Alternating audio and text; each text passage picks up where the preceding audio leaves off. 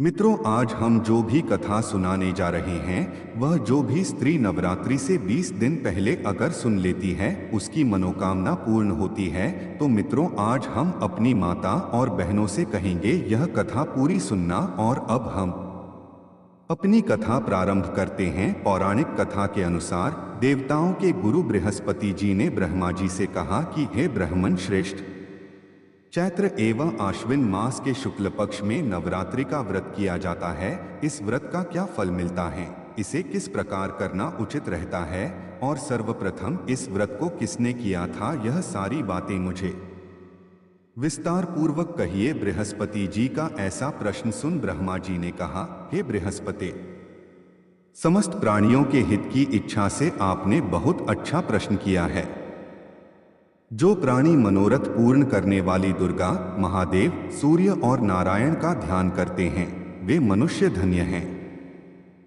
यह नवरात्र व्रत संपूर्ण कामनाओं को पूर्ण करने वाला है।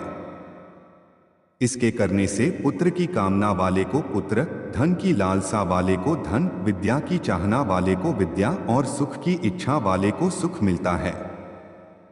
इस व्रत को करने से रोगी मनुष्य का रोग दूर हो जाता है, मनुष्य की संपूर्ण विपत्तियां दूर हो जाती हैं और घर में समृद्धि की वृद्धि होती है। बंध्या को पुत्र प्राप्त होता है, समस्त पापों से छुटकारा मिल जाता है और मन का मनोरथ सिद्ध हो जाता है।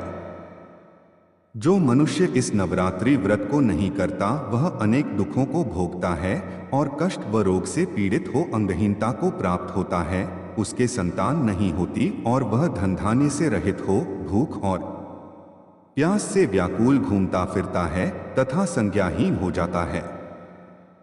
जो सत्वा स्त्री इस व्रत को नहीं करती वह पति सुख से वंचित हो नाना दुखों को भोगती है।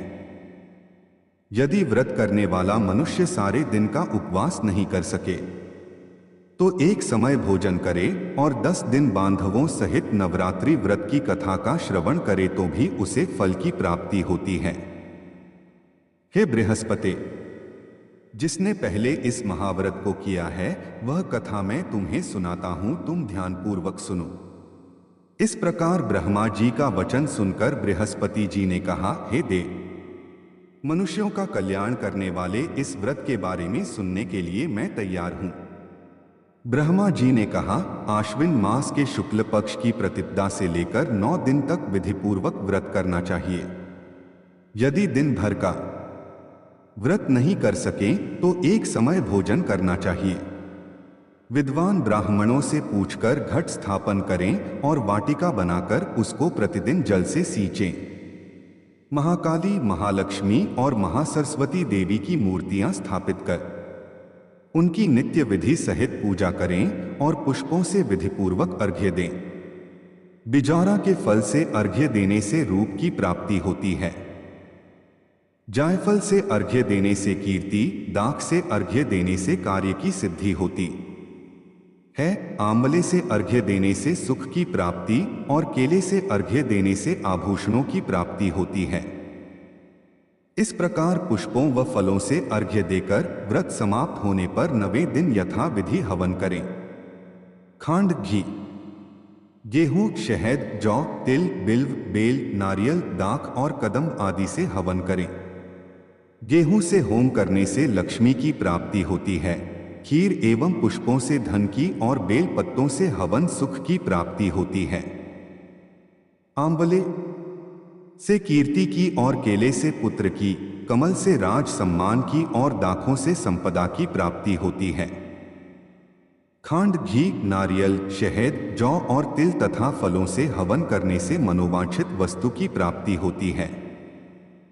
व्रत करने वाला मनुष्य इस विधि विधान से हवन कर आचार्य को अत्यंत नम्रता के साथ प्रणाम करे और यज्ञ की सिद्धि के लिए उसे दक्षिणा दे। इस प्रकार बताई हुई विधि के अनुसार जो व्यक्ति व्रत करता है उसके सब मनोरथ सिद्ध होते हैं, इसमें तनिक भी संदेह नहीं है। इन 9 दिनों में जो कुछ दान आदि दिया जाता है उसका करोड़ों गुना फल मिलता है। इस नवरात्रि व्रत करने से अश्वमेध यज्ञ का फल मिलता है। इस संपूर्ण कामनाओं को पूर्ण करने वाले उत्तम व्रत को तीर्थ, मंदिर अथवा घर में विधि के अनुसार ही करें। ब्रह्मा जी ने कहा है बृहस्पति। इस प्रकार व्रत की विधि और फल के बारे में स्वयं देवी भगवती ने अपने भक्तों को बताया। यह देवी भगवती शक्ति संपूर्ण लोकों का पालन करने वाली हैं और इस महादेवी के प्रभाव को कौन नहीं जानता है। रामायण के एक प्रसंग के अनुसार भगवान श्री राम, लक्ष्मण, हनुमान व समस्त वानर सेना सहित आश्विन शुक्ल प्रतिपदा से नवमी तक अर्थात 9 दिनों तक माता शक्ति की उपासना कर दशमी तिथि को लंका पर आक्रमण किया था।